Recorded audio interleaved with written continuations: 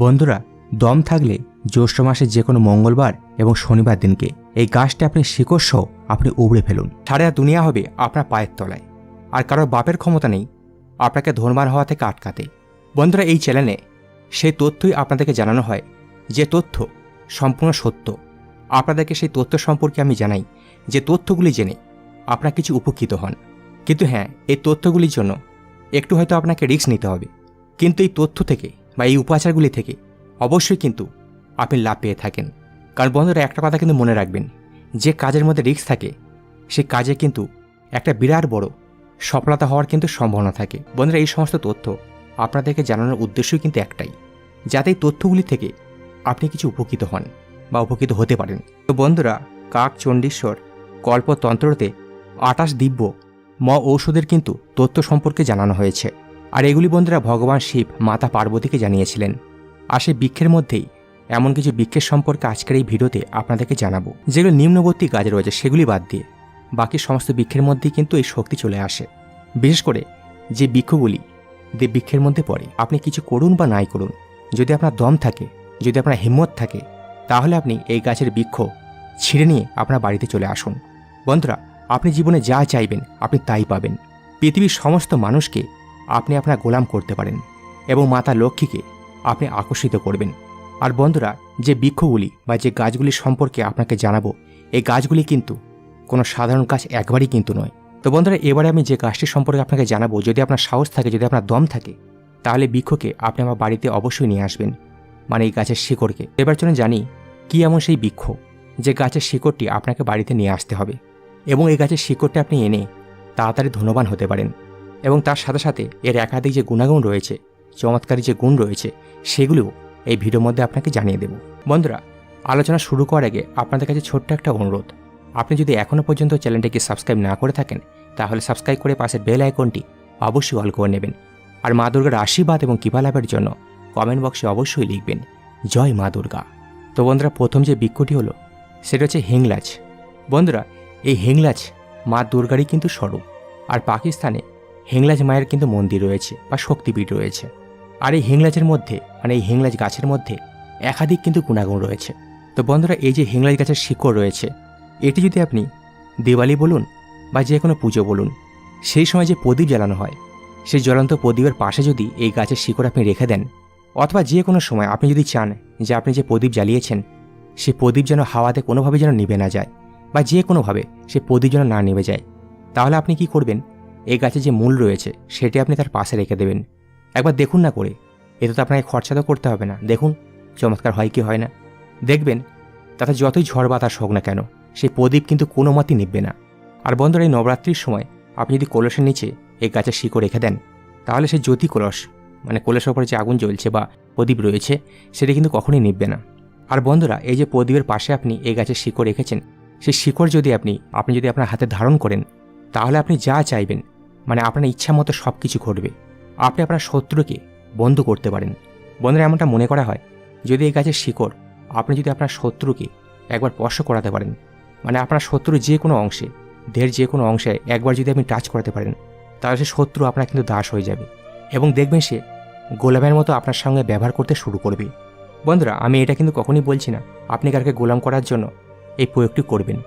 আপনি এই গাছের শিকড় নিয়ে এসে কোনো রূপোর তাবিজের মধ্যে হাতে পড়বেন বা ধারণ করবেন, যেটাকে বলা হয়। যে কোনো সময় আপনি পড়তে পারেন, এরকম দিনক্ষণে কোনো ব্যাপার নেই যে শনিবারে পড়তে হবে, মঙ্গলবার পড়তে হবে, এরকম কোনো ব্যাপার নেই। আর যদি সম্ভব হয় তো লাল কোনো কার্ড দিয়ে আপনি পড়তে পারেন, ছেলেরা ডান হাতে আর মেয়েরা বাঁ হাতে। আপনার নবগ্রহ শনি, রাহু, কেতু, সূর্য, মঙ্গল সমস্ত গ্রহ আপনার বশে চলে আসবে। তো চলুন বন্ধুরা, এবার দ্বিতীয় যে বৃক্ষটি রয়েছে সেটা সম্পর্কে আপনাকে জানিয়ে দিই।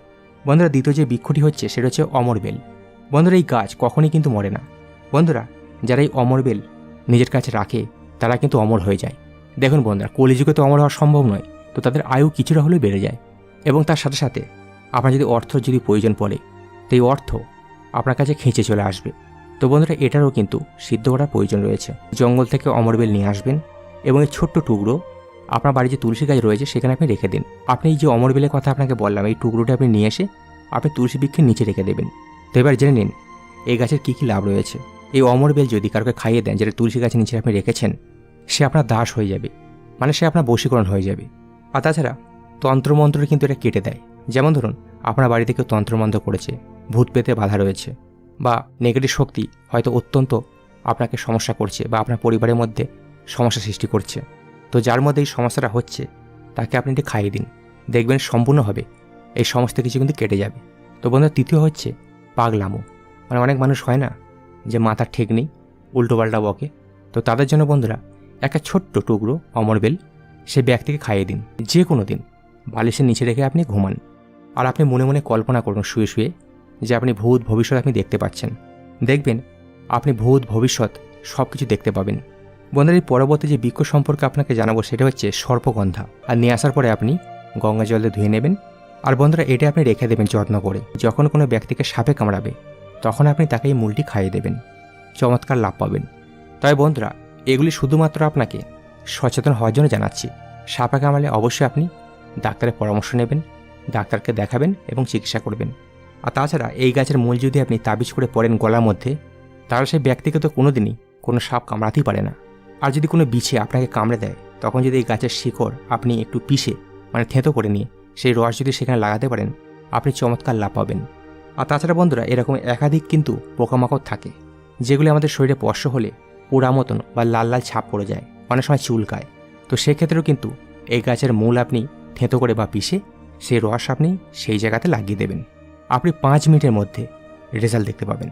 রাত্রি 12টা বাজার পরেই এই শিকড়টি আপনাকে আনতে হবে এবং আপনাকে একা যেতে হবে। হ্যাঁ, হয়তো আপনি কারোকে নিয়ে যেতে চান, তো আপনি নিয়ে যেতে পারেন, কিন্তু তাকে আপনার কাছ থেকে একটু দূরে রাখবেন। আর সব থেকে ভালো আপনি একা গিয়ে যদি এই শিকড়টি নিয়ে আসতে পারেন। আর হ্যাঁ, আপনাকে কিন্তু খালি পায়ে যেতে হবে, জুতো চপ্পল পরে কখনই কিন্তু যাওয়া যাবে না। এবং বন্ধুরা, এই যে গাছের শিকড়, সে গাছের নিচেতে আপনি একটি ঘিয়ের প্রদীপ প্রজ্বলিত করবেন এবং 5টি বাতাসা সেখানে রেখে দেবেন। আর যদি আপনার পক্ষে সম্ভব হয় তাহলে 5 রকমের মিষ্টি আপনি রাখতে পারেন। বন্ধুরা, আপনাকে যে গাছটির সম্পর্কে জানাচ্ছি, এই গাছটির নাম হচ্ছে মহুয়া। হ্যাঁ বন্ধুরা, আপনারা অনেকেই জানবেন মহুয়া ফল, তো এই সেই মহুয়া গাছ। বন্ধুরা, এই যে মহুয়া গাছ, এর মধ্যে এমন একটা চমৎকারী শক্তি লুকিয়ে রয়েছে, এমন একটি দিব্য ব্রহ্মদেব লুকিয়ে রয়েছে যে আপনাকে ভূত ভবিষ্যৎ এবং বর্তমানকে দেখানোর শক্তি প্রদান করে, তথা এর দ্বারা মাতা বৈষ্ণব দেবীর দর্শন প্রাপ্তি হয়। বন্ধুরা, একটা কথা মনে রাখবেন, এই যে গাছের শিকড়টি আপনাকে রাত্রি 12টার পরে এবং নির্বস্ত্র, হ্যাঁ বন্ধুরা, উলঙ্গ। এবার আপনারা অনেকেই প্রশ্ন করবেন যে উলঙ্গ আমার পক্ষে হওয়া সম্ভব নয়। তো সম্পূর্ণ উলঙ্গ হয়ে আপনার যাওয়ার দরকার নেই। শরীরের সামান্য কিছু আমাদের যে গোপন অঙ্গ রয়েছে, শুধু সেটাকে আপনি ঢাকা দিয়ে আপনি যেতে পারেন।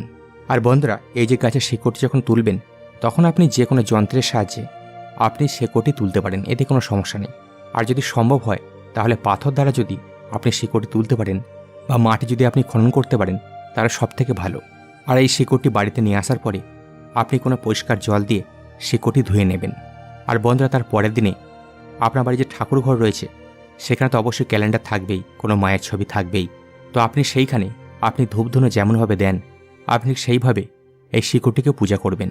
এবার আপনার ঠাকুর ঘরে একটি লাল কাপড় নেবেন, সেই কাপড়ের উপরে এই শিকড়টিকে রেখে দেবেন এবং এটিকে ঠাকুর ঘরে রেখে দেওয়ার পরে সেখানে কিন্তু একটা ঘিয়ের প্রদীপ অবশ্যই কিন্তু প্রজ্বলিত করবেন। আর একটা কথা কিন্তু মনে রাখবেন, এই যে গাছের শিকড়টি আপনি লাল কাপড়ের উপরে ঠাকুর ঘরে রেখেছেন, এই কাপড়ের উপরে কোনো স্ত্রীর ছায়া কখনই যেন না পড়ে।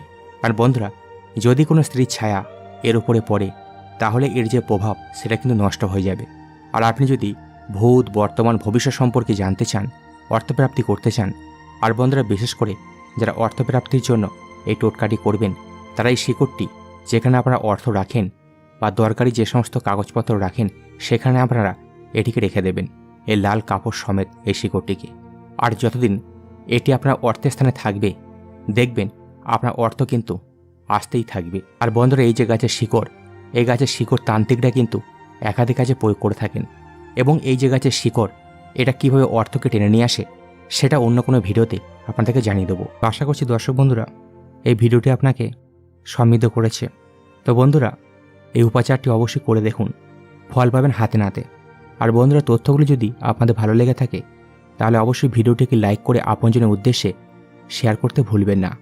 আর আপনি যদি এখনও পর্যন্ত চ্যানেলটিকে সাবস্ক্রাইব না করে থাকেন তাহলে সাবস্ক্রাইব করে পাশের বেল আইকনটি অবশ্যই অল করে নেবেন। ধন্যবাদ।